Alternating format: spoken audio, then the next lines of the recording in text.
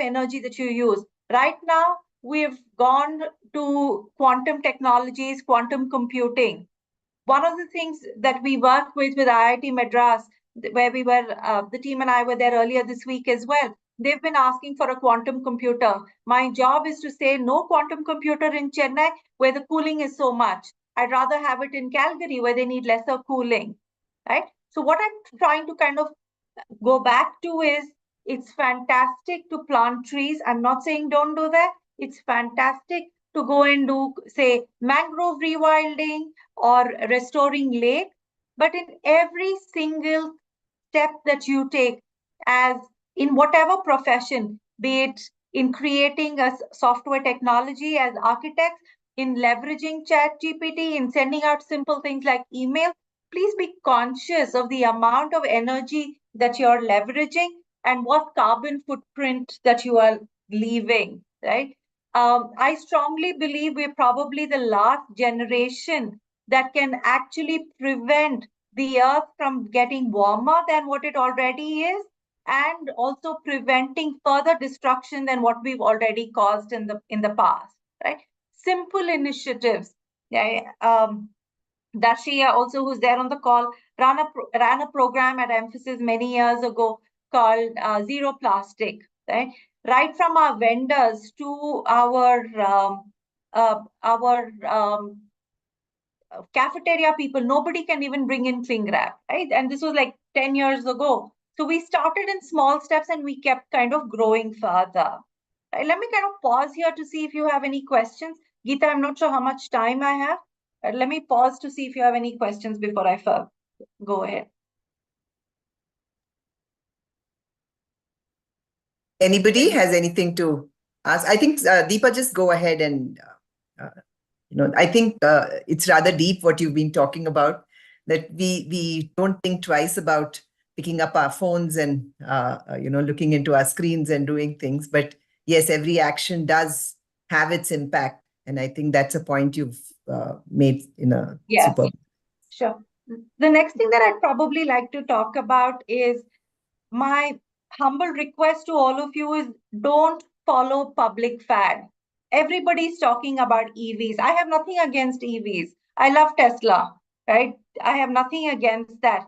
But please, whenever you're looking at something, the request would be to double click to see what that actually means.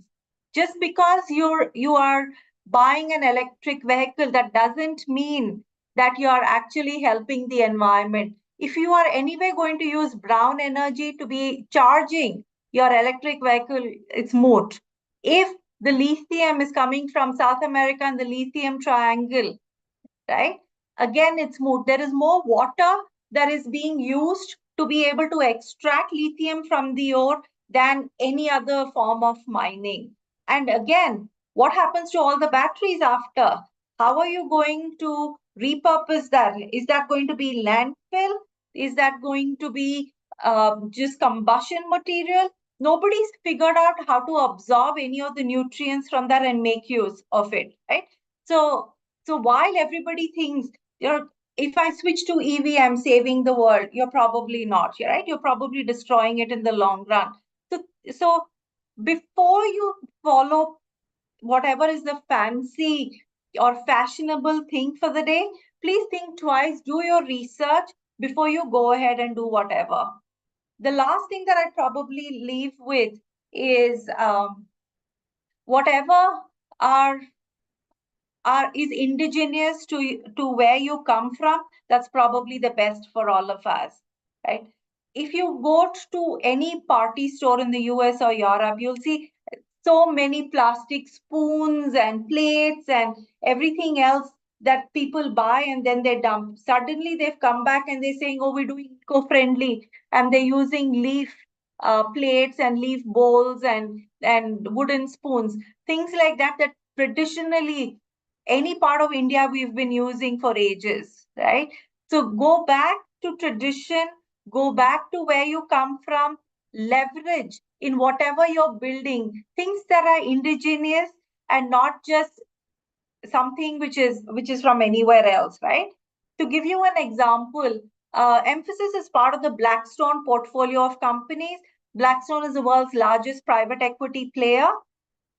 Blackstone has another organization in the portfolio called Piramal Plastic, right? Piramal Plastic and glass. They also make glass for all. So if you've ever bought any perfume bottled in Europe, the bottles have actually gone from India, right? So can you imagine the amount of carbon footprint in creating those bottles and shipping it? And if you try shipping one bottle from your house to your neighbor's house, you can be rest assured it's going to crack. So the amount of wastage that there is, the amount of the labor that is involved in that, right, is much higher in glass than if you were to use recycled plastic. Now, EU is coming up and they're saying instead of increasing our carbon footprint and having only 80% of the bottles actually usable with transit from India to Europe, we're going to try figuring out recycled plastic, right? So plastic is not bad. Glass is not always good, right? So when each of you are constructing anything, each of you are designing something, again, look at indigenous material, look at things that are helpful, and please measure carbon footprint of where it is coming from and where it is going, right? How do you recycle any of that? And again, simple designs kind of make that easy. One last thing that I promised to stop is one of my peers in the industry, Infosys, right? When they own all their buildings, right? And when they were doing the construction of these buildings many years ago, the then founder Narayan Murthy said, any building that you design and construct, I want to make sure that nobody switches on the light during the daytime, and will also reduce the use of air conditioning, right? And there were people who came in from Japan to Spain to US to Sweden who were pitching with designs for it, right? How do you make large technology services company not turn on lights during the day? So which means they need light all over. Finally, the design that got selected for all their buildings was the older Chettinad style of housing that had the central courtyard, right? It can be from anywhere in the world. Just because it's coming from Spain or Japan or wherever, it doesn't mean it's fancy, right? Our older designs that permits air circulation in the kind of geography that we are in and light from all sides was actually the one that was selected, that reduced energy consumption by over 60%. And simple things like, you have 4 feet gap between the foundation and the wall, reduced the amount of energy consumption for cooling by about 40%, right? So go back in history and see what has worked for our geography before you look at other countries. Let me pause with that, and Geeta, back to you. You're on mute. Thank you. Thank you so much, Deepa. I think that's an intense way of looking at things. And I think while technology has brought us together today, you've pointed out the different fallouts that we need to be conscious about when leveraging technology, whether it is to communicate or to design or even deploy material. Go Indigenous is indeed the flavor of the day. Today is World Indigenous Peoples Day. And it's interesting that we're using technology for learning together, learning from each other, growing with each other, and actually talking about sustainability. Reflective thinking and continuous learning are core components of SAAT. We believe that cultivating a mindset that values long-term environmental stewardship and social responsibility is crucial.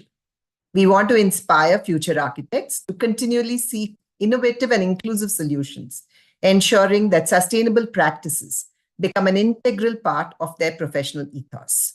While details will be revealed soon about SAAT, today as we launch it, we also remember and honor the legacy of Didi Contractor, a visionary who seamlessly blended traditional and sustainable building practices. We will hear from a local from the Kangra Valley, Naresh Bhai, and one of Didi's students, Lakshmi Swaminathan, a good friend. Didi's work stands as a testament to the power of indigenous wisdom and its relevance in contemporary architecture. It's fitting that we dedicate our 15th Sense and Sensibility lecture to her memory, exploring the intersections of indigenous architecture and sustainable living. Young minds are to be at the core of SAAT. Hence, it's befitting that we welcome some such young students and young architects who put up their hands to our call for session anchors.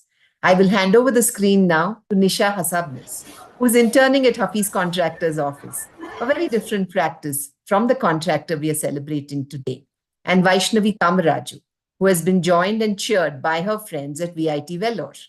Nisha and Vaishnavi, along with Sonam and I, will be your hosts for today. Over to you, Nisha. Yeah, thank you, Geeta ma'am. Welcome to today's special online event celebrating the extraordinary career and influence of renowned architect Didi Contractor. Throughout her illustrious career spanning several decades, Didi has pioneered a distinctive approach to architecture that seamlessly blends traditional techniques with sustainable practices.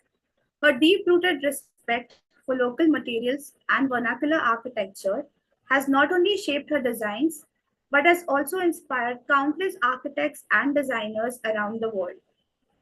Didi's journey began with a profound dedication to understanding the cultural and environmental context of her projects. Her architectural creations stand as an evidence to a commitment to sustainability and social responsibility. From humble mud and stone structures to awe-inspiring eco-friendly buildings, each of her work reflects a harmonious balance between human habitat and nature. We are honored to be joined by one of her students, Lakshmi Swaminathan and Naresh Sharma, to share Didi's wisdom with us. I will now request Vaishnavi to please introduce our guest for today. Thank you, Nisha. It's my honor to introduce our guests for today, architect Lakshmi Swaminathan and Naresh Kumar Sharma. We are very happy to have you here. Lakshmi Swaminathan, a distinguished architect with a profound dedication to earthen building techniques, has made a significant impact in the field of sustainable architecture. She met Didi in Himachal Pradesh one day and spent the next 4 years with her. Under Didi's mentorship, Lakshmi honed her skills and deepened her appreciation for traditional and eco-friendly construction methods. This enriching experience is vividly captured in her recently published book, A Call to Return, a journey with Didi Contractor, which offers an intimate look at their collaboration and the principles of earthen architecture. Today's session is also a sweet outcome of the book on Didi's way of living and thinking. After participating in the mud construction workshop, which happened in VIT Vellore, where we built a small house using various techniques like adobe, rammed earth, and wattle and daub, I was intrigued by the concept of vernacular architecture. And so were my classmates. We feel very lucky to have Lakshmi Swaminathan here with us today to share her knowledge about earthen building techniques. No matter how skilled an architect is or how visionary the design, the realization of a project often depends on the dedicated efforts of those who bring the construction to life: the engineers, the designers, the masonry workers, and the builders. It is with great pleasure that we now invite Naresh Kumar Sharma, a master builder who specialized in earthen building techniques in the Kangra Valley in Himachal Pradesh. He worked closely with Didi for over 2 decades. Naresh Bhai has been an essential part of Didi's projects, contributing his expertise and craftsmanship to turn her architectural visions into reality. He began his training under Didi in 1994 and continued to work with her. As an experienced builder, he now trains young masons in the valley regarding tradition of earthen building techniques. Naresh is also a facilitator for the natural building workshops at the Dharmalaya Institute of Compassionate Living. Thanking both of you for joining us today and graciously sharing your time and expertise. I now invite architect Lakshmi Swaminathan to share a few words with us.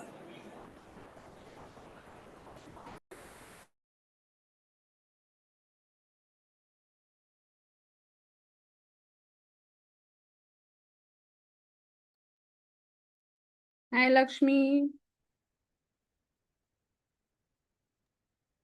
I'm sitting in Kunur and I understand the problems of Lakshmi sitting in Tiruvannamalai or Didi Contractor in Uttarakhand.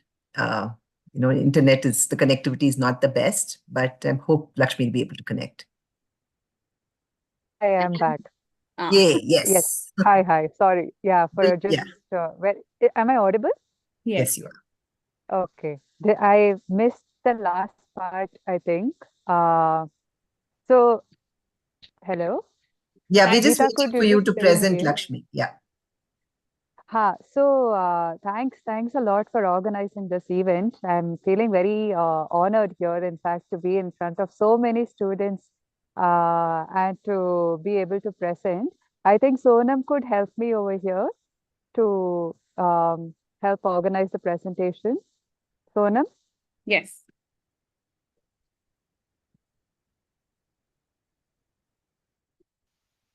A very good morning to one and all of you. I'm really happy to be presenting in front of you. I feel very In the honored last minute, I have to share my I was learnings from Didi Contractor with all of you. And special thanks to Team Ethos and particularly Geeta Balakrishnan, Sonam, and Avneet for organizing this event in such a grand manner. Thank you. So uh, you must all you must all be aware of works of Didi Contractor by now. Just to brief you, she was She was a celebrated architect and a visionary architect who contributed towards vernacular architecture. By giving the architecture a new language, I would say.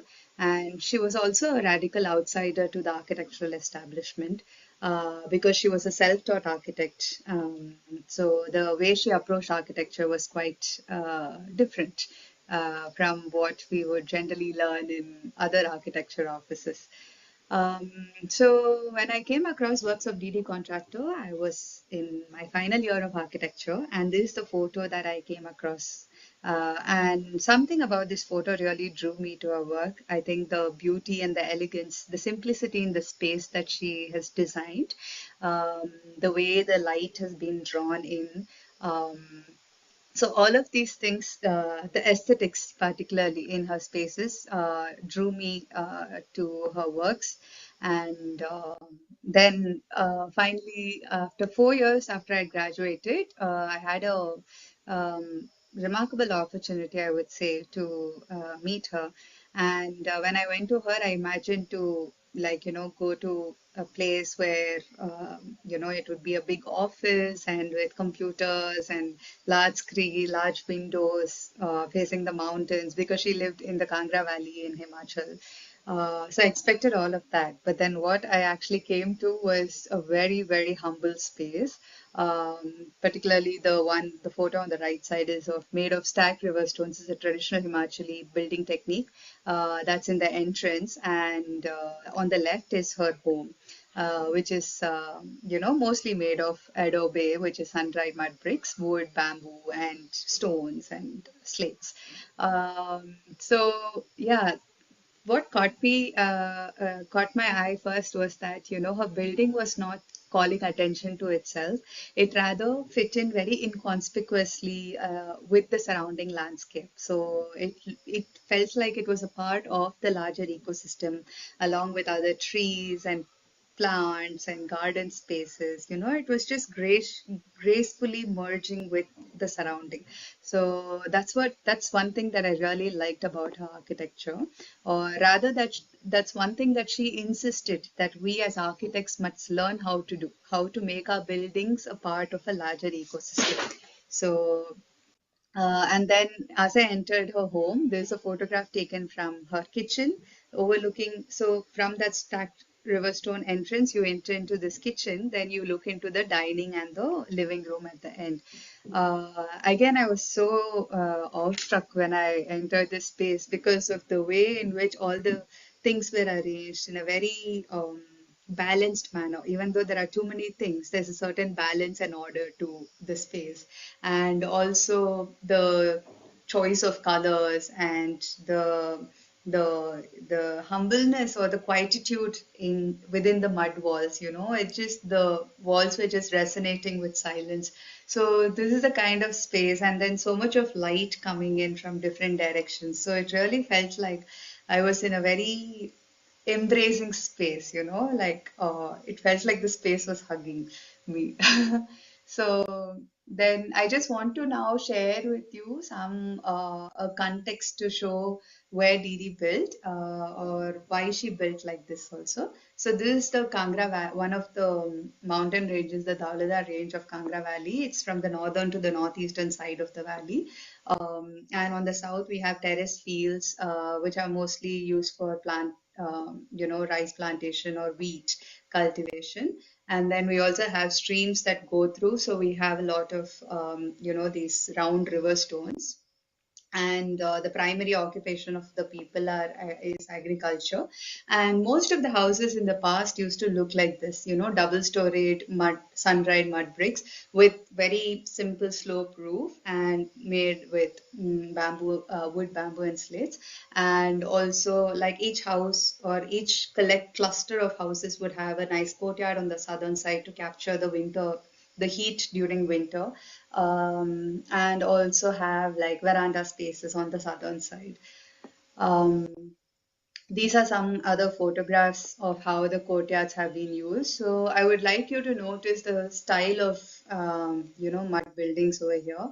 Then many functions would take place in the courtyard. It's also a multi-purpose space. You know, feast take place over there. Then cattle, they, you know, they all rest there also. And if you look at this house, if you look at the window on the top, that's a window that is, you know, it's a kitchen window. Actually, the kitchens were on the first floor. The smoke of the kitchen chula, the stove, would actually cure, like smoke the bamboo above. That way, the bamboo will always be insect free. So this kitchen window is still the floor, so that when a person or the woman of the house is sitting and cooking in the kitchen, she could easily look out and see who is coming and going and all. So another key, one key important thing to notice about the vernacular architecture is that they address the need and they design for a particular need in a very beautiful manner, in a very elegant manner. There is no complications. It's very simple. The need, just the need is just addressed. And these are some of the photographs. If you look at the floor, they're made of slates. It's called chakka, and the roof is also made of slates. So in Himachal, you have mountains where you have sedimentary rock settlements. So you can really slice the rocks into thin pieces, which are used for the roof, and then thicker pieces for the stone. So if you look at this building and this building, so these are just 25 kilometers apart, and this is just higher in the mountain range. So completely it's made of stones. So the architecture actually differed within even 25-kilometer distance. That's how specific and diverse the architecture is, not just in Himachal, but actually it was like that everywhere. But now I think Delhi, Goa, Bombay, everything, Chennai, everything looks the same. So this diversity and this specificity to context is something that is very important for us architects in order to design for the present. If, you know, like in order to design for the present generation, we have to make it very, very context specific. And there is no other place other than the rural villages to learn this from, you know.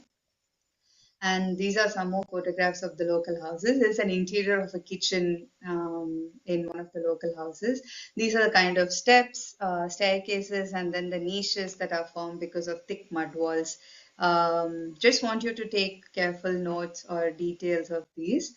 And they also have like many rituals. So one of the rituals that is very touching is the groundbreaking ritual, which is followed in many places. So apparently they ask the permission of the earth before they dig the ground, saying that, you know, so far you've been by yourself. Now we also want to be a part of you, and we are going to make some changes. So please, you know, forgive us for this. So it was also like for me, this was a very like turning point. Like it really opened my eye. Who to ask permission from the earth. So that means the amount of respect that people have towards their natural surroundings. So that is another thing that was a key element for me to learn by living. So coming back to learnings from Didi, the way she taught us how to approach a building was quite different. So one of the key things that she said is that a building is a set in which the drama of everyday life can happen.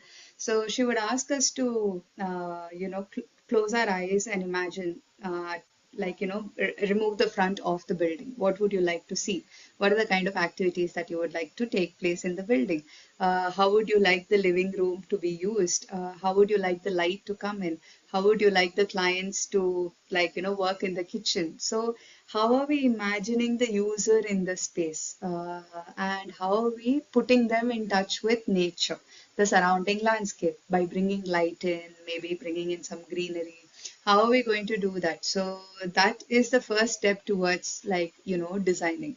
And also in terms of drawing, so these are some of the sketches of Didi that she had made, in which a building is not isolatedly designed, but the building is designed with the landscape around.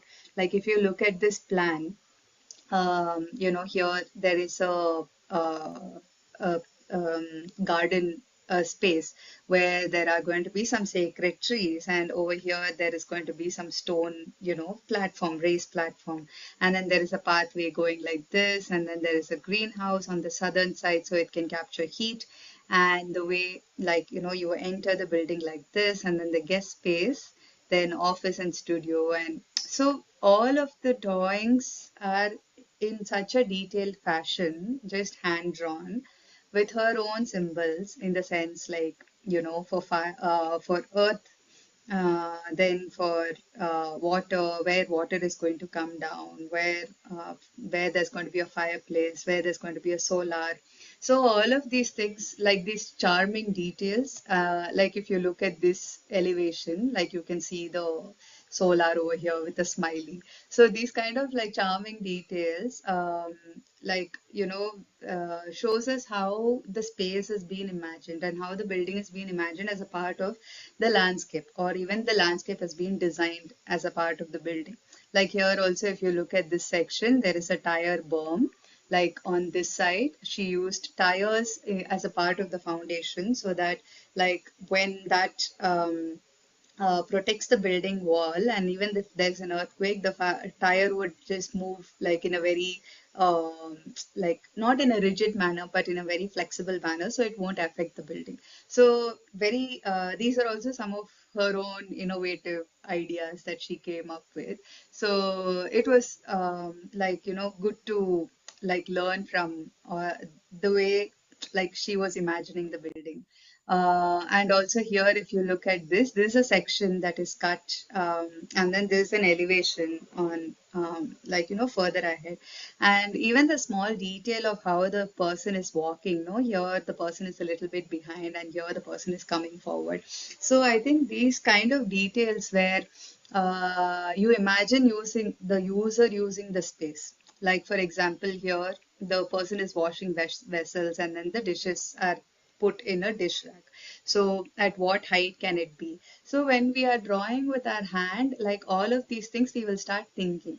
It's not, we also like Didi we also used CAD when we were working with her, but that was a very less amount. The first initial design process all happened with hand, because the mind coordination has to be really good for an architect in order to be able to imagine the space, in order to be able to imagine the user in the space and be able to design for them. And this is another drawing. So if you see, it's a very interesting drawing. So we also learned how to make these drawings. This is composite plan and a composite section. So in this plan, if you see wherever this section is cut in three parts of the plan. So here, if you see the orange portion, and you can correlate that with the orange portion over here. And here, if you see this green portion, over here, the green portions you can correlate with, and this is the blue portion where you can correlate with this. So the reason why we were made to think like this was that Didi would say that, you know, when you're designing a building, design it top down. And when you're building it, build it bottom up. The reason being that when we are building, so all of these structures are load bearing structures. So the roof has to rest on the walls in a particular place. And over there, we can't have openings. So it's not like, you know, we can have any kind of window anywhere. So everything is calculated and measured and done in a structured manner. We are also designing the structures when we are doing the load bearing buildings. So we need to know what is coming in ahead in the room, what is coming further ahead, to be able to understand how the ridge beam is coming, where the hip is coming, where the valley is coming, so that, you know, we are not making these small errors in the drawing. So when you are imagining the space like this in a three-dimensional manner and you're drawing it, is completely the kind of understanding we have about structures is completely different compared to an AutoCAD drawing where it's all just 2D, or if you're just doing a 3D SketchUp also. Like here, I feel for me this was kind of a more realistic way of understanding the spaces. Um, Yeah, I just wanted to pull out one more drawing of Didi's to show the way she composed the drawing, like all the plan sections, elevation, roof drawing, and all. Maybe I would like for you to just take a moment to, you know, look at this drawing. Um,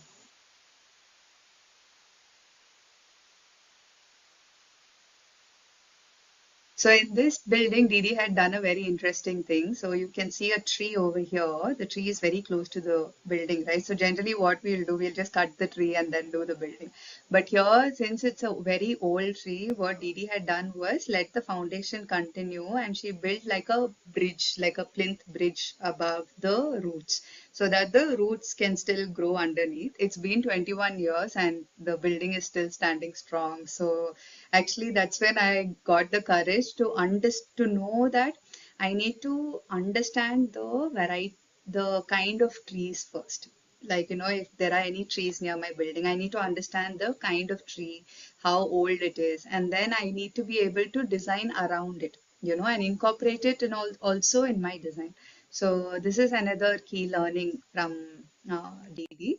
And then just want to share the building techniques also. So first of all, like when we went, like all of us, her interns, we were hardly sitting in front of the drawing board. It was only for the initial conversation. So when the client would come meet Didi and all of that, she would immediately go visit the site first.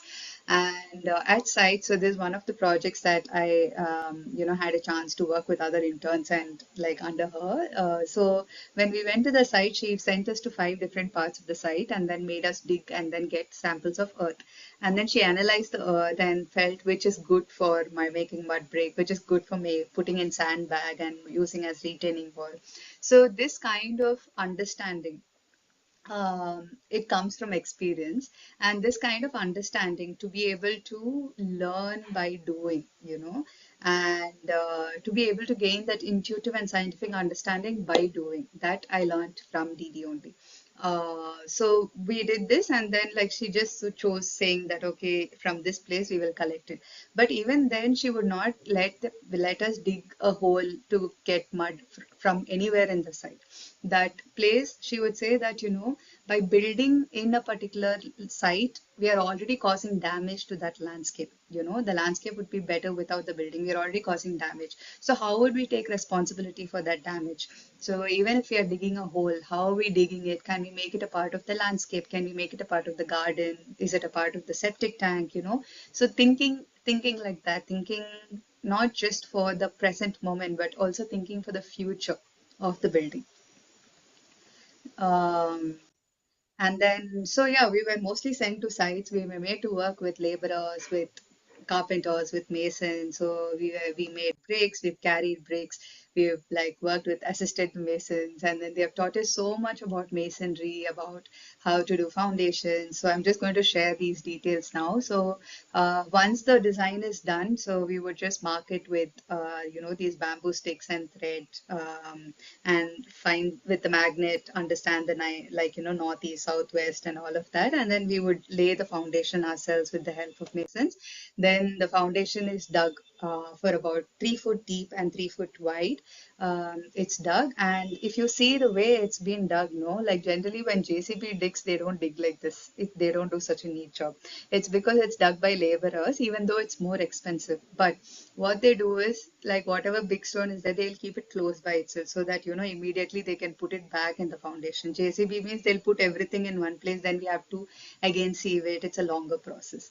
So this is then we are filling the foundation. So generally all the building processes, again, another learning I had was that we are in sync with nature. We are nature.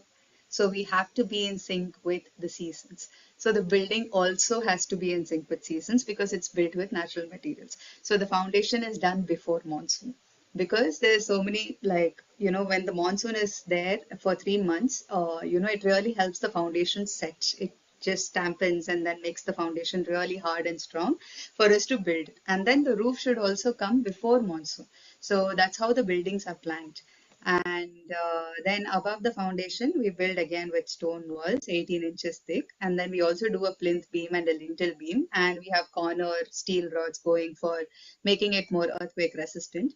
And here is a person who is working with the stones, and then making dry stone masonry walls. So this is a wall without mortar. This is one of the techniques in Himachal Pradesh that they do.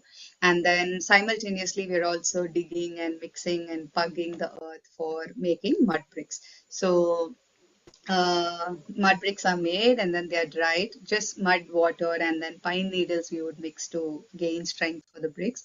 And then there's a kind of masonry that we would do, 18 inches thick walls. And in this, niches are possible, small windows are possible. So the walls come up, and then above that we have wood. So what Didi introduced to the vernacular buildings was the use of modern materials just in places where they are needed. Like even if she was using cement, she would only use it in certain places. So she had this famous, which became very famous. So she would say that the laborer calls the cement masala. You won't make your entire sabji out of masala, but you'll only use it judiciously to get the right taste. So the stone walls that were built, in the above the ground, so that she would use cement mortar. And then here, if the clients wanted larger spaces, then we would introduce eye girders or concrete beams on which the wooden beams were rested, and then bamboos, and then split bamboo. Another thing that she introduced was to use ferro cement as a layer on the ceiling above this, as a ceiling layer, because if you put mud floor just above this, then you could hear the vibration. So the ferro cement really prevents, such vibration sounds coming down. Then these are the kind of wooden joineries. And then for the roof, the kind of joineries that were done, and then the detailing that were done for the roof. Then the main structure was done with wood, and then we also had bamboo rafters that were used. Then again on the roof also we did, she introduced using ferro cement on the roof, and then putting wooden battens and then slates. So this is the kind of projects that, these are the kind of techniques I learned from her. And also plastering the walls with mud. So on the exterior plaster, we had 3 coats of mud plaster. In the second and third coat, she had introduced using linseed husk, which has water resistant quality. And on the interior plaster, she introduced paper pulp because paper has fiber in it, so it really adds strength to the plaster, thus preventing them from cracking. And on both the exterior and the interior plaster, where we would do the cow dung lipai. In that, she introduced using Fevicol so that the addition of the plaster is, addition of the lipai is little more. So these kind of small inventive details that she added made a lot of difference to the buildings. So here is like, here I am trying to learn how to plaster a wall. So another key thing that she would often say, which many of us would forget details, is God lies in the details and devil also lies in the details. God lies in remembering the details, devil lies in forgetting the details. So these are some of the details, the brick in which the corner is chamfered. So I think in the previous photo, the bricks, if you've seen, there is a mold with a corner angle. So this was used in the Yes. Sorry about that. I think it's breaking up. Let me move it a little further ahead. every layer will have rice husk, and the other thing is it also helps the mortar to stick to the bricks in a better manner. Then these are small stones that we would get by the riverside, and this is how she used them in a very inventive way. These, like, junctions where the pathways would meet right in front of the house, so it really felt like a carpet, natural carpet. And then the kind of roofs that she did, she completely gave a new language for the vernacular roof, which was just a four-way slope. Which was just a four-way slope. Rather, she introduced a lot of gables and um, what else, like, many different ways of roof.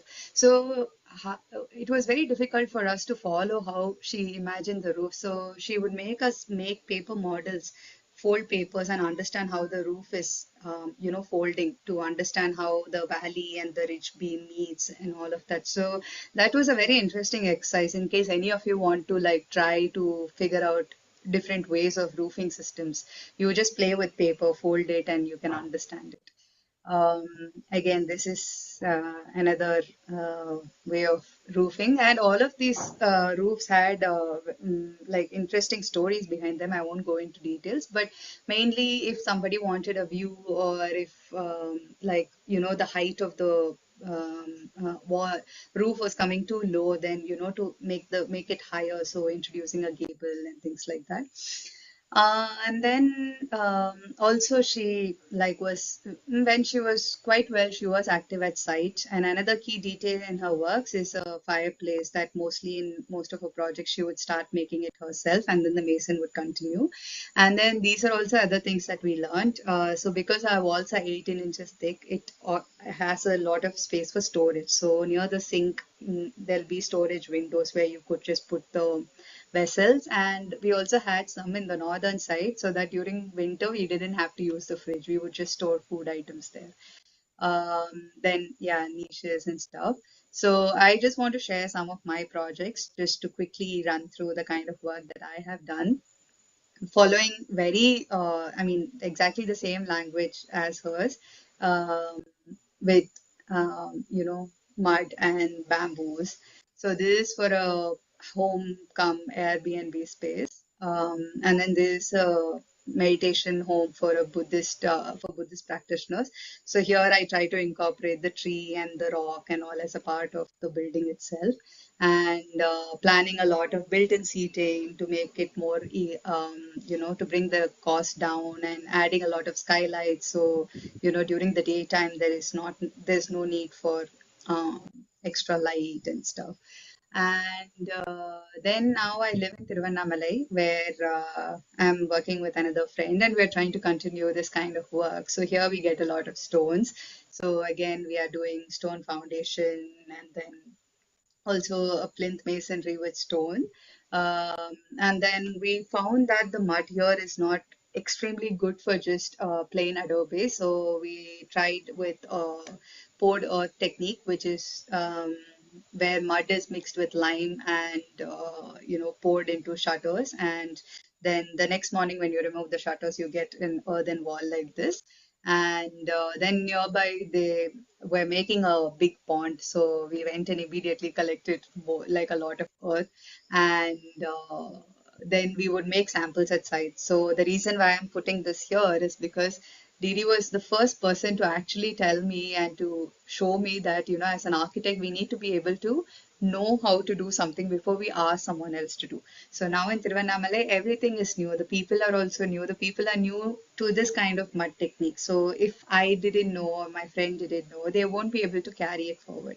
So that's why she would say, you know, particularly as a women architect, it's very important to know in order to gain respect from the male dominated society. And I am seeing it very, you know, honestly, like these days. So here we are making some stabilized Adobe samples, again stabilized with line. And currently we're making these walls and we're just going to start the roof in like a week's time. So it's quite exciting. And the other thing that I have done in Tiruvannamalai, I mean, I have finished is this book, A Call to Return, A Journey with Didi Contractor. So this book is a collection of many of Didi's transcripts and lectures that she gave in like the last decade of her life. And also I have added my own experiences of living with her. So it's a book where it's like, you know, we both are in conversation, things like that. So if any of you are interested, it's available online. You can just Google A Call to Return, A Journey with Didi Contractor. It's published by Banyan Tree. They also publish other books on alternative education, things like that. So if any of you are interested. So it's not just the architecture part that stood out for me from Didi. It was also her and her like, you know, versatile interest and Didi as a human being, you know. So she was very, very particular in training all of us, not just as architects. We were living with her, right? So we were involved in all parts of her, you know, all aspects of the household. So because she believed and she wanted us to learn how to be conscious and responsible in our everyday life in order to be conscious and responsible as architects. So that is another key learning for me, you know, like the way we live every day is so important in order to, because that's what will reflect in our creative expressions. Um, then this is the first thing that Didi did before she started building a solar cooker, and the last thing that I did before I left Himachal Pradesh. And for me, like even though I had designed buildings and worked with people there, I didn't really truly feel like an architect. But when I actually built this structure by myself, it empowered me a lot. I truly felt that I could build. I am an architect, you know, and so yes. So here I would like to encourage you all to learn how to design harmoniously with nature. Learn how to build in a very graceful manner where the building is not calling attention to itself. Learn how to think like the user. Learn to think like the mason, like the carpenter, in order to be able to be a good architect. And this is a photo that we took of Didi in 2020, I think. Every summer we would cook in the solar cooker. So, and also learn how to be responsible in our day-to-day life. So that is very, very key thing as an architect. So thank you so much. I now hand it over to Geeta. Thank you. Thanks, Lakshmi, for revealing a Didi that so many of us don't know about. I mean, revealing her true self to us. She kept a low profile, and I don't think others who did not visit her knew enough about her. And thank you for doing that through this talk as well as through your book, which I had the good fortune of reading, and it was fantastic. So yes, just give me a minute. I'm not sure why this is popping. Anyway, so yeah. So I think, you know, what you said was also very beautiful, that your design philosophy cannot be different from your life philosophy. And I think that's something that is food for thought for everybody who's listening in here. I remember us meeting in Gurgaon with Didi, and what an aura she had about her. I'm not too surprised that for you it was love at first sight. You write about dropping your bags and drifting towards her the first time you met. How did that relationship change over time? She was your hero, she was your mentor, your parent, your friend, your critic, and much more in the 4 years that you spent with her. Do tell us a little bit about, maybe a couple of anecdotes or how things changed over time. Yeah. Um, yeah, so basically for the first time when I met her, it was mostly like, a state of awe and wonder that, my God, I'm meeting Didi for the first time. And it started as a relationship of, as a mentor-mentee. And in the first few days itself, like I was asked to assist her in another writing project. So like I was asked to read about her works through her own transcripts. So while I was reading, then we engaged in a lot of conversations. So that established us to develop a certain understanding of each other. And as days passed by and we were living, so like the first day when I went, like neither she had an idea that I'm going to stay, or neither I had an idea that I'm going to stay. But by the end of the day, she asked me to put my bags on the first floor and just help me with this project. And then my life just continued there. So in the process, like for me, all that Didi was for me, it was very amusing, right? So that amusement led to a space where I could participate in the activities, and she was so warm and welcoming for me to take part in the activities. Of course, not every day was like a glorious day. We have had many like difficult moments where she has scolded me. I would have gotten angry with her. We have had many difficult moments and tough moments, but for me, the fact that an 88, 89-year-old woman is willing to put in so much effort into a young person like me, what actually drives her to make this effort?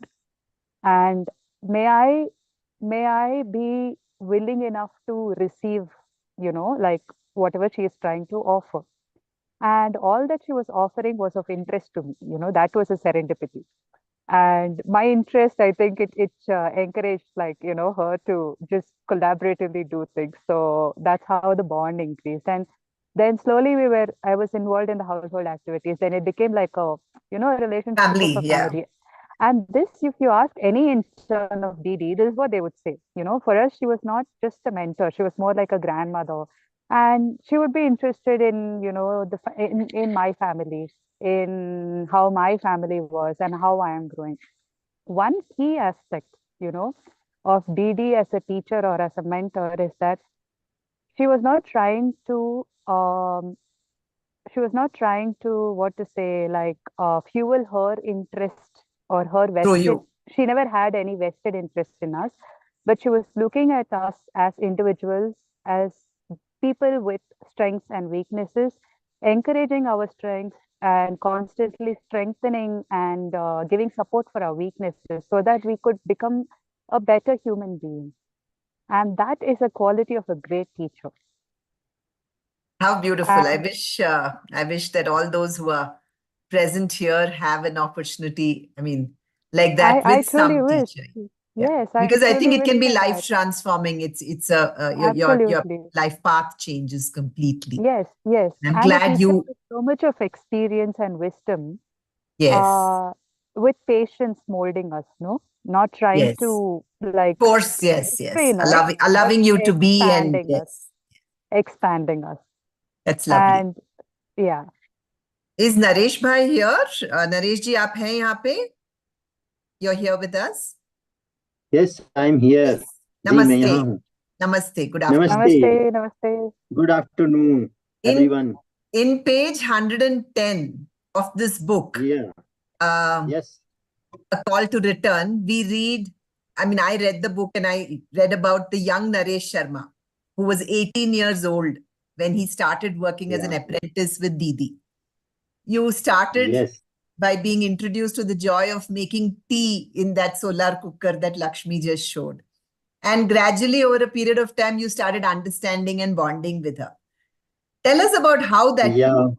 How has it been for you to learn from Didi? Yeah. I think it was a interesting journey of my life till 30 years. So I met with, actually, I say I'm Naresh Sharma from Kangra, Himachal Pradesh. And I met with Didi uh, 30 years back. And I start to work with her I worked with her continued 27 years when she was building her house in Sidwadi Rakkad in Kangra Valley. And she need a labor and I was free from my school after the exam of the 12th. And I just complete my 18th and I'm just running the 19th. And I went to Didi's house as a labor workers. So in the beginning, I just give the mud mortar and the mud brick, everything to the mason. And then after a week, Didi told me just make a tea for the workers. So that time, 30 people's team working there. And my duty was just take a two pot, one pot with sugar, tea and water, and in the one pot just milk. So put it in the solar cooker, just exact 9:15, because that time we all reached there 9 o'clock. And then after putting in solar cooker, just start the work with the mason or help with the other guys. And the labor worker sent me to grab the drinking water because we need the drinking water for labor. So I just bring the drinking water from other people's house. So after putting all these things, just 1.5 hour help the workers or mason. Then I 10:40 I just collect the tea pot and the milk pot and mix the tea and just serve the tea to everyone in the morning. Session is finished of the tea. Then put same thing with the solar cooker. That put the milk pot and tea and water for the evening tea. So I gave the evening tea around 3:30, and 5 o'clock we just take off the work. And So then you became the most trusted, skilled craftsman as far as Didi was concerned over 30 years. yeah, so tea and water, it was just, I thought, okay, it's my job. I come to earn here, so I'll do this. Whatever she tell me, I'll do. But then after a couple of weeks, Didi just send me to the carpenter. Naresh, you are the youngest one. Carpenter need a helper. The carpenter was 55-year-old that time. Didi was 66, and I'm going on the 19th. So combination was very good for me because both are very experienced, knowledgeable, and I'm just I can say that the teenage is a ego. There's an ego in our mind. Go, I will do this. I will do. So just here in 1 year and just okay, I'll go there. I'll go there. So wherever she sent me. So she sent me with the carpenter and to just do the help with his planer because there was no electronic device, film scene, planer, etc. So every work had done by the hand manually. So I just helped the carpenter. Then Didi start to teach me like in the paper, okay, make this type of frame, show it to the carpenter, and she just write down the height and the width of the window frame or door frame, and see, okay, understand. So I understand the word 32 or 64, whatever, but I don't know how we'll make the door frame. So I took that piece of paper to the carpenter. The carpenter was very experienced, so I just tell them ki Amma gave us this paper and she want to make this type of frame, and she, okay, this is the height, this is okay. So then carpenter told me, cut this piece this much long, cut this piece this much long, mark here like this, do it like this, do it. Then I understand, oh, okay, this is the thing. So Amma gave me the uh, dimension and he make the practical thing. So both side the Guruji, like the theoretical and the practical, is very good for me. So it's just stuck in my mind. Oh, something is going. Then after 2 3 months, in I think Didi done the plinth of her house when she was doing Nista, means 1 year back in monsoon. And I start with Didi in 1994 April. So we finished Didi's house roof in 3 4 months. And then whatever the left from the house, the board and the bamboo piece, she then told me, okay, Naresh, keep all these small pieces in different bags. 4 inches in different bags, 6 inches different bag, 10 inches, 18 inches, 12 inches. So I say, okay, no problem. I just took the empty bag of cement and collect all these pieces and put it in the store. And then she will make something later I say, okay, this people called it the fireboard. So what she will make with that? And then when we complete the roof, Didi say, well, those bamboo pieces you collect, I told you. So I say, oh, Ammaji is in the storeroom. Okay, so bring one body. So I just bring one bag and she say, okay, take it out. I take it out, split it. So I just take the edge of the carpenter tool and as I split that and she say, make the strips like half inch and 4 inch or 6 inch actually. So then see, we will make a shelf of these things. I see how we will make the shelf of these things. So then then she teach me, no, we put it the one long piece of wooden like this. You can make it like this. You can like do it like this.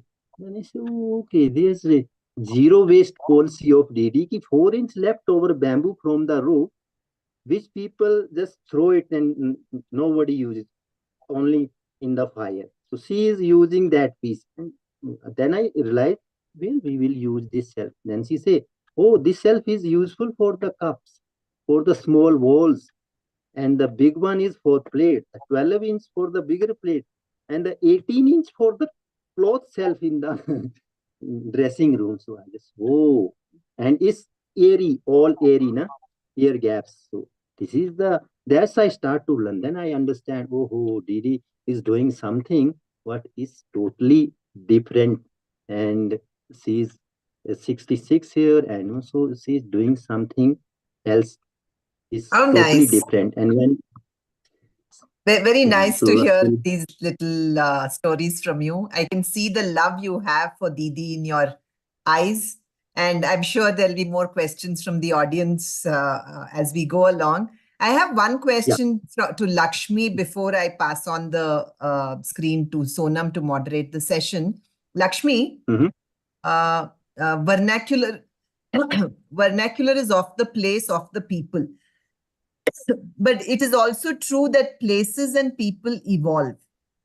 How does and how should the vernacular evolve that it still belongs? I asked this question from the lens of my walk from Kolkata to Delhi, where I saw not much difference between places, especially the more recent constructions. Villages have started looking like towns, and there is hardly any local character. I also think it's essential if you can spend little time to, talk about the scale. At an individual level, it is easier to practice, maybe. But what happens when we come together as a society, as a community, as a city, as a nation, as the earth? The scale is much larger. How can we scale these efforts up on sustainability? Lakshmi, can you address that? Yeah. So, yes, thanks, Geeta. Actually, I'd like to point out that what we need to sustain, okay, which is also mentioned in the book, which Didi would often say is the values of the, what are the principles of the vernacular architecture or even the vernacular lifestyle. In the past, people never did anything against nature. Everything that they did, even the rituals and the symbols that they have evolved, had some connection or correlation to nature, and they approach nature, the surrounding landscape, with respect.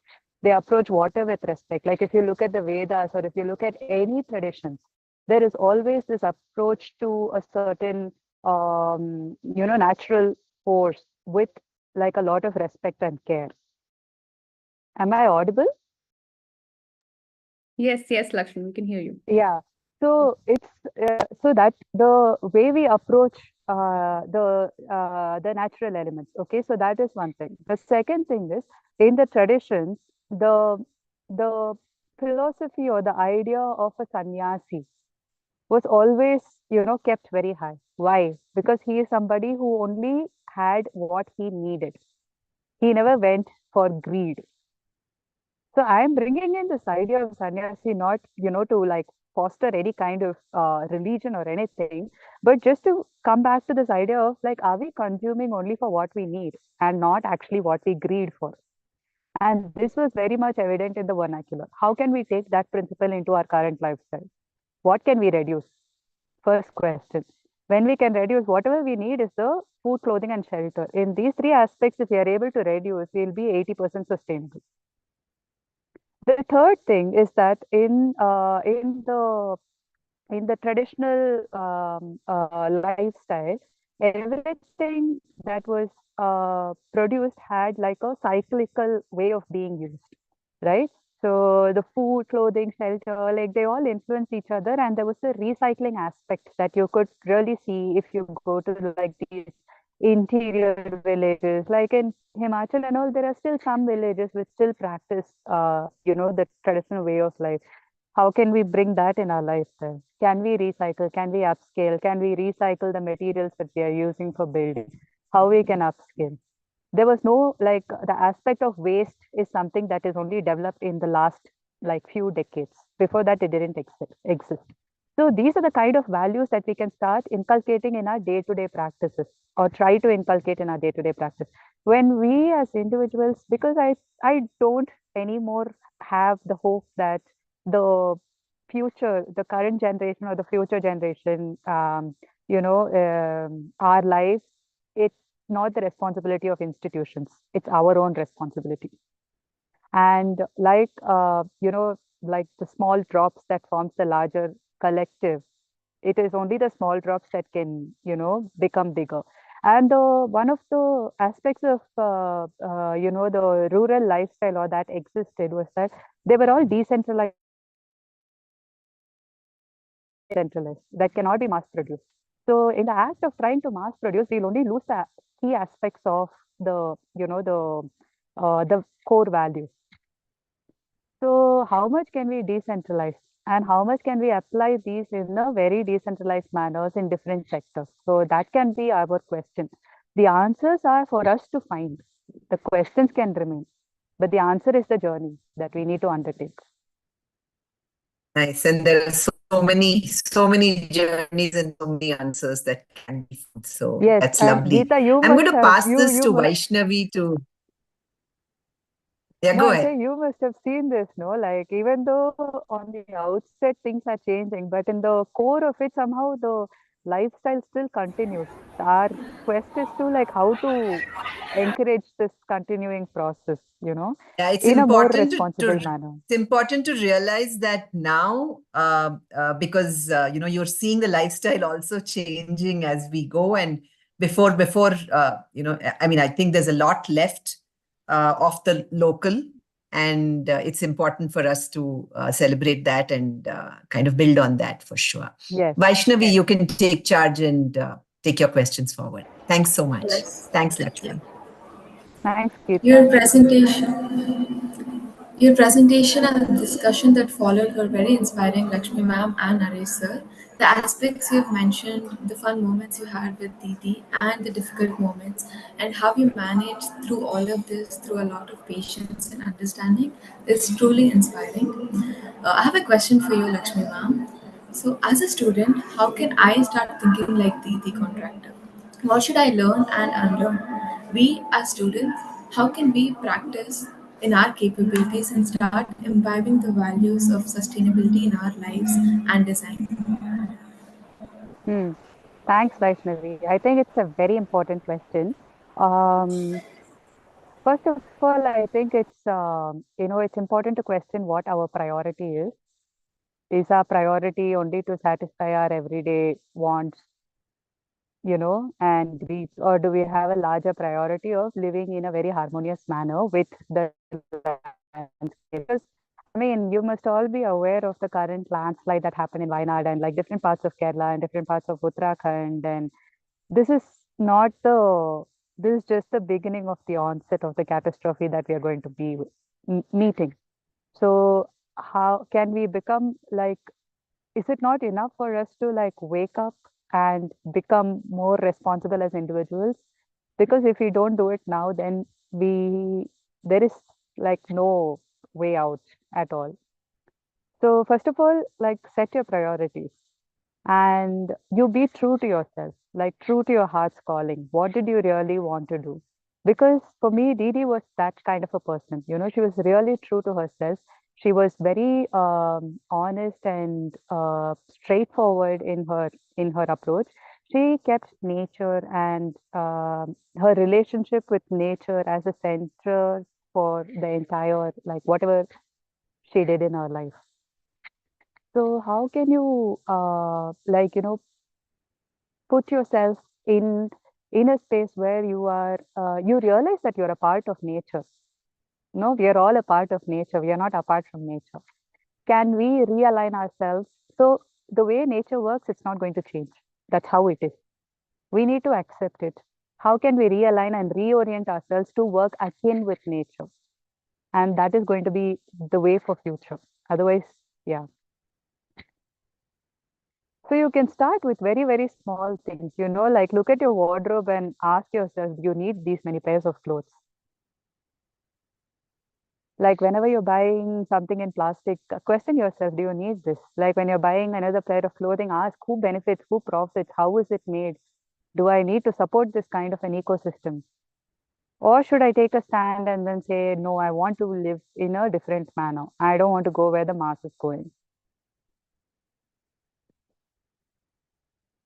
And in the choice of building, build in a very, like be sensitive to the needs of the user, be sensitive to the needs of the planet, be sensitive to the needs of the builder, be sensitive to your own needs, and build only for what is needed and not in like not for something that is going to propagate opulence or ostentatious like facades. So Yeah, thank you, ma'am. That really helped. I think Nisha is having some connectivity issues. I'll take on like Nareshji. We saw that there was a lot of love and compassion about the projects that you've worked on. Is there any project of yours which is your favorite, and you think that this was the project that I enjoyed the most with while working with Didi Contractor? Can you share us the lessons, the interactions and the knowledge and the wisdom that was shared during any of that one project?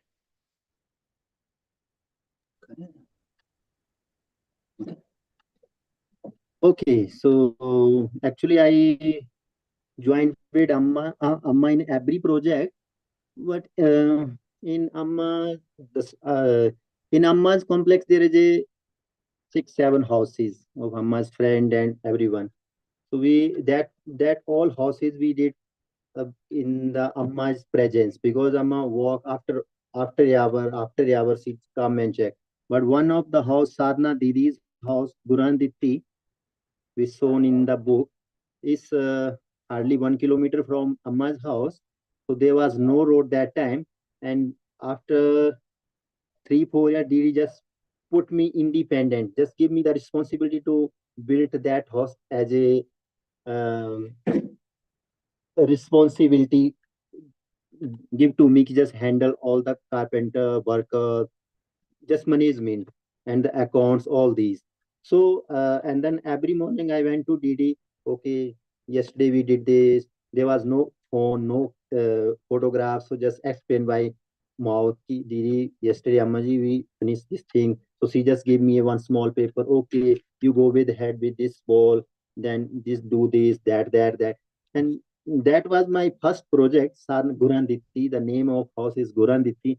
There I just enjoy a lot, because I just go to Didi and I learn more. Fireplace, when we do the fireplace, Didi comes and we just build this fireplace. Okay, why we are doing this? Why we are doing this? It should be this thing should be this much dia. Do it like this. Chisel the brick like this.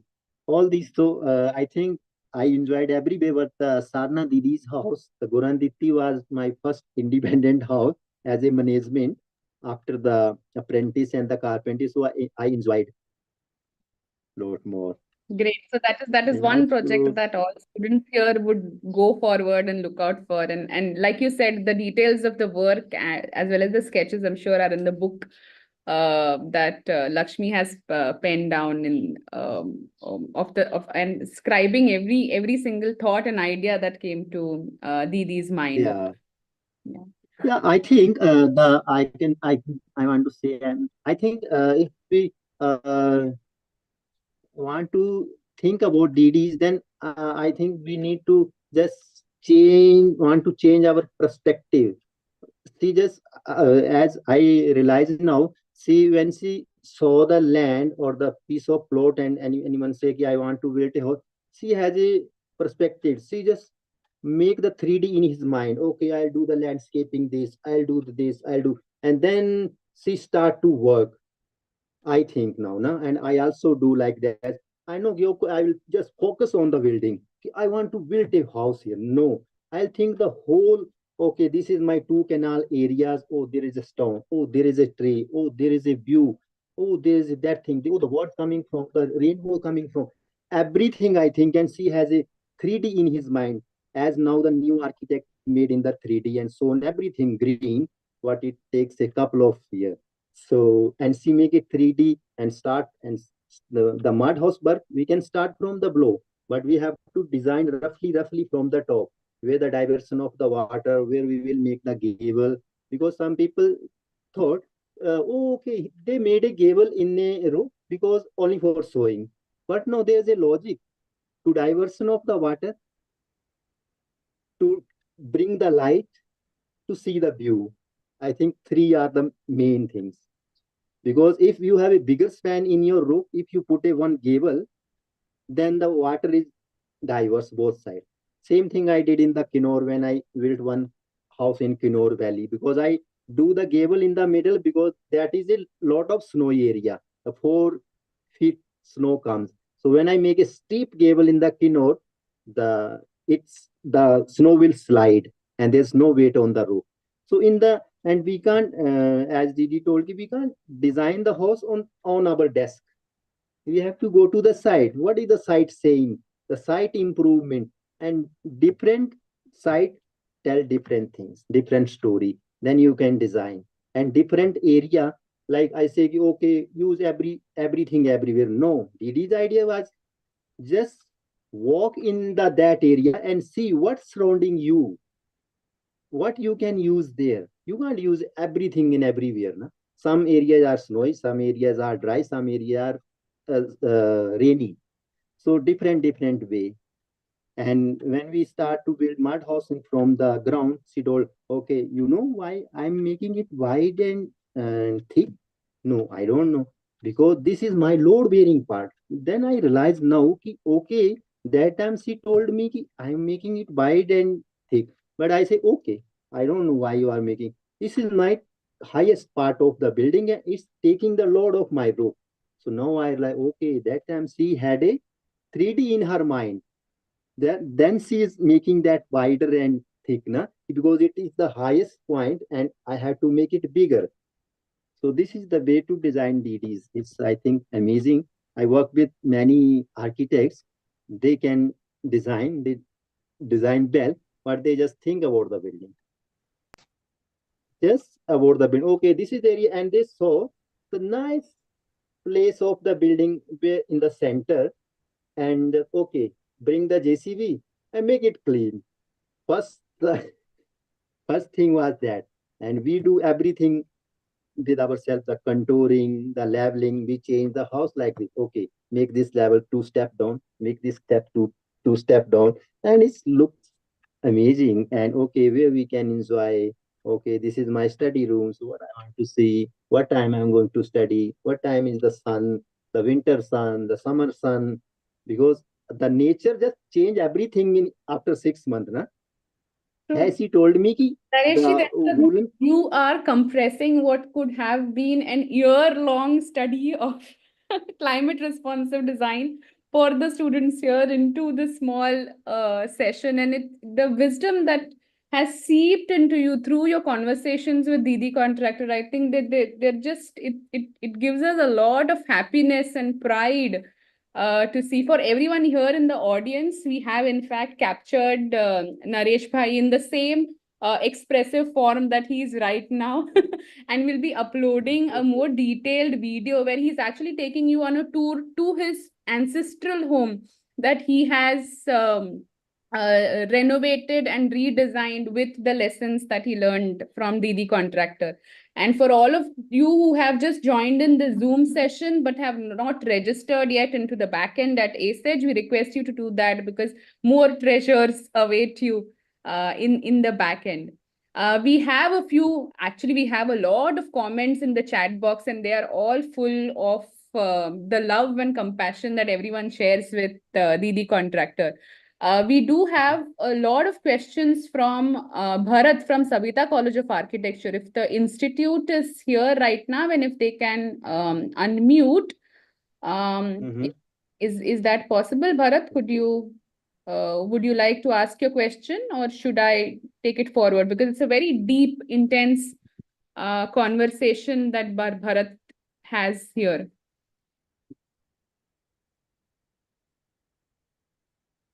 Not sure if I will do justice to it if I present, but any indication, team? Asma? Oh, no, Bharat is not here. So, All right. So, Sonam, yes. sorry, I have an idea. So I don't know, maybe you're like a little less for time. So Yeah. if you want to take the questions and then send it to me and to Naresh Bhaiya, Hmm. I would be very happy to write back and write to answer all the questions, and you could probably forward it to the colleges. Sure. That's a very good way. Maybe we could take on some Shri University Professor Debashish. There was a question from Manaveshak Karwar. Can he come to the screen?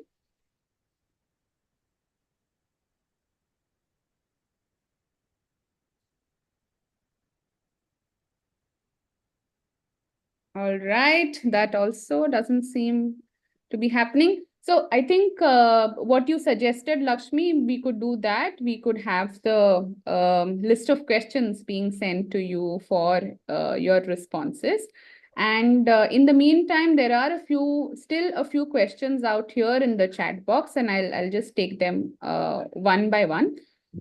Professor Sneha Bendre from Iojan School of Architecture and Design, while you were presenting, she noticed the plinth bridge, and she wanted you to explain that a little bit in detail. But I think that is something which will take time. So Sneha, we promise you that this will come to you as a separate recording. We will collate all the notes that are here in the chat box. Cement is a masala is something that two of our users here are going to steal from you, Lakshmi. From Didi. Yes, from Didi. I'm just reading out the chat boxes here. So if you think that there is any question with a quick response or a quick answer, you could stop me there. We have a question on any technique to prevent soil termite and stop insects from coming in. I know from reading the book that Didi would never stop insects from coming in. In fact, she would encourage them to, make it a part of, make their art a part of the home as well.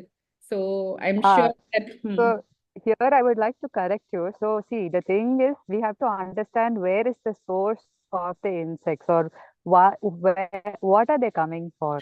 They would mainly come for the wood and bamboos. They don't come for anything else because they only want sweets and sugar and the good things.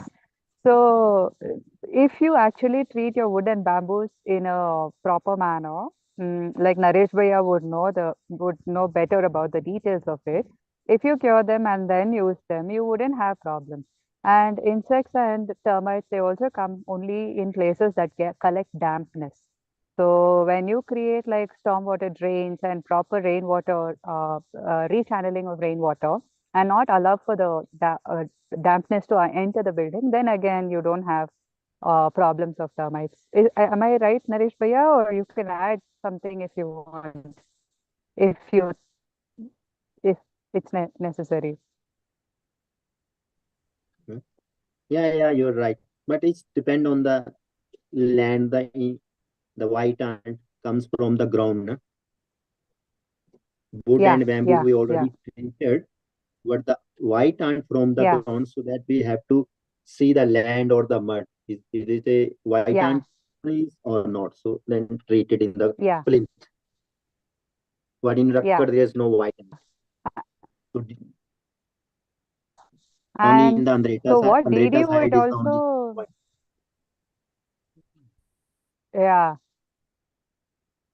Yeah, so what Didi would also do, like how she actually created a separate compost pit for termites, so where she would put like you like some cut branches of wood, and then the termites would happily come there and then eat the wood and leave like very beautiful pieces of wooden sculptures. Yeah. So people can also be encouraged to do that. One thing is, I would like to bring to notice that there is a company called Osoline in Bangalore who makes natural based oils to prevent termite attacks. So you could even Google about it and use them. Thank you. Thanks a lot, Lakshmi and Naresh Bhai. As we come to the end of this insightful and inspiring session, I would like to extend our heartfelt thanks to both of you for your valuable contributions, to Deepa Nagaraj as well, to begin the session on with technology while we transcended into the indigenous approach to design and architecture. I thank Nisha and Vaishnavi for agreeing to co-host and be one of the anchors of this event as well.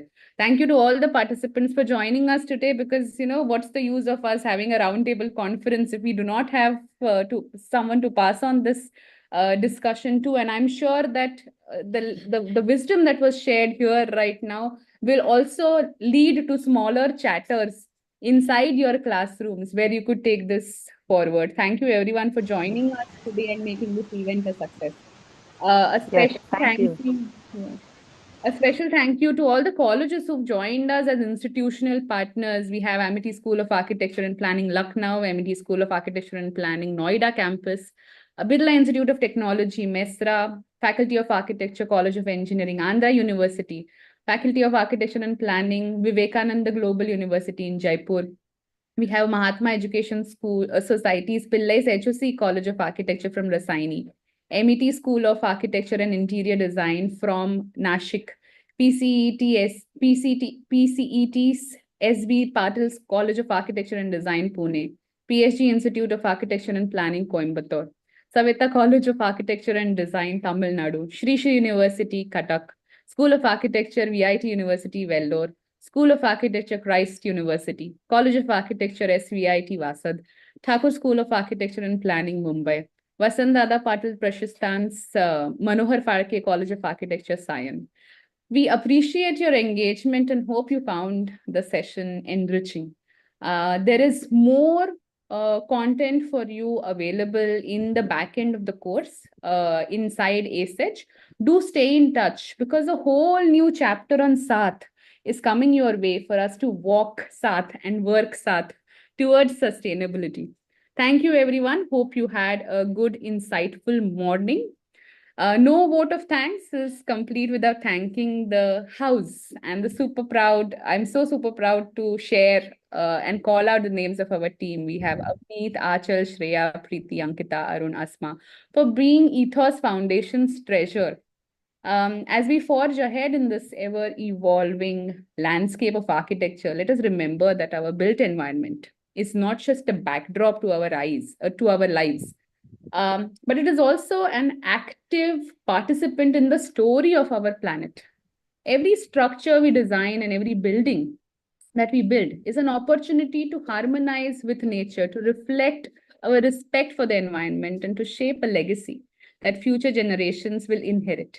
The choices we make today, from sustainable materials to innovative design solutions, resonate far beyond our immediate surroundings. They echo in the health of our ecosystems, the quality of our lives, and the resilience of our communities. Let us build with wisdom, with care, and with an unwavering commitment to creating spaces that honor both our needs and the natural world. For a very thoughtful design lies the promise of a more balanced and beautiful future. Thank you, everyone, and may the chatter continue inside your studios as well. Thank you. Thank you so much. Thank you, ma'am. Thanks. Thank you, Lakshmi. Thanks, Naresh Bhai. Thank you to all the colleges. Thank you. Thank you. Thank you, Thank you. everyone.